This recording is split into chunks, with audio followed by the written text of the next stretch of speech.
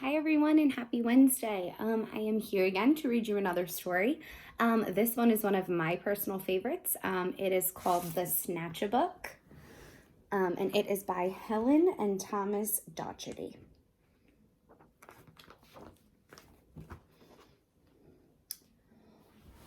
One dark, dark night in Burrow Down, a rabbit named Eliza Brown found a book and settled down when a Snatchabook flew into town.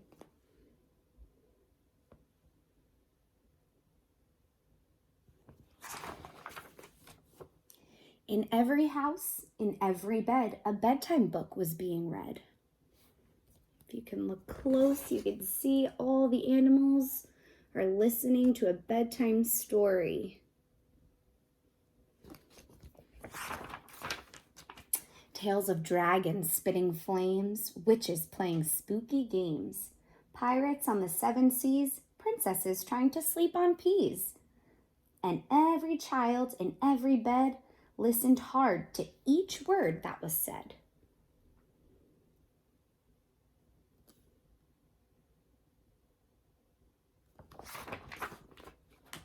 Eliza Brown at number 3 was reading quite contentedly. Her curtains opened just a chink. She barely had a chance to blink. Her storybook just disappeared. Eliza found that very weird. I think that's pretty weird too. I wonder what happened to her story. The little owls on Mommy's lap were quite surprised to hear a tap against their bedroom window glass. Tap, tap. The noise came really fast. Before they'd even look around, their book was gone without a sound. The wind blew wild across the sky. The smallest squirrel heard a cry. "What's that?" she whispered to her dad.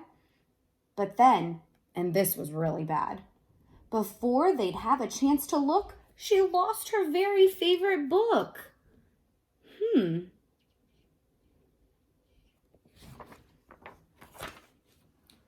And so it went night after night. Books disappeared from left and right.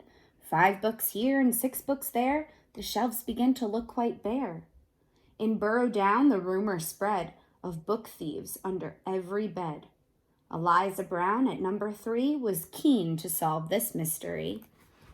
What do you think is happening to everybody's books? Let's find out.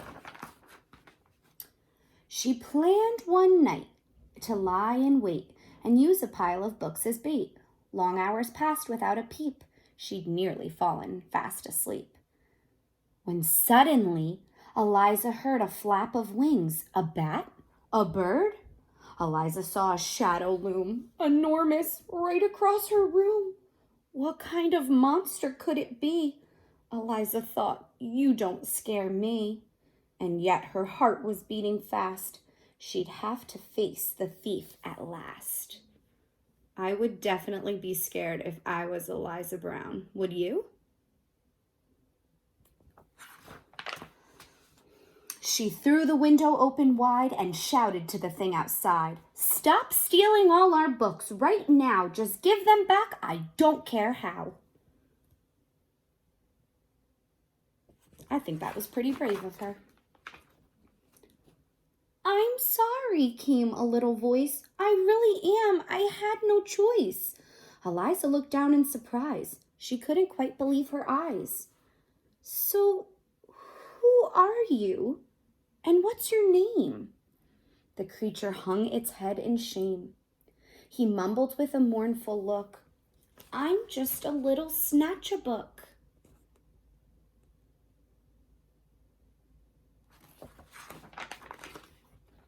Eliza nodded solemnly. She sat the creature on her knee. "You can't just come and help yourself to every book on every shelf." A tear rolled from the creature's eye, and softly he began to cry. "I know it's wrong, but can't you see? I've got no one to read to me." Eliza sighed. He looked so sad. If he just had a mom or dad to read him stories every night, well, then he might behave all right. Oh, so the Snatchabook was stealing books because he didn't have anybody to read to him. Now, give me a thumbs up if you think that's an okay decision, or thumbs down if you think that was a not so good choice that he made. I definitely think it was a not so good choice. That very night, they hatched a plan, and so the Snatchabook began. I wonder what he's going to do. To give back all the books he'd picked, Eliza Brown was very strict. Then, trying hard to prove himself, he stacked them neatly on each shelf. It looks like he's trying to make his bad decision into a good one. Let's see if it works.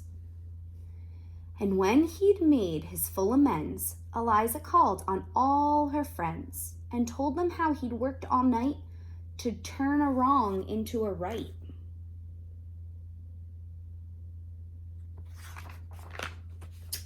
And now, each night in Burrow Down, as darkness falls upon the town, in every house, in every bed, a bedtime book is being read.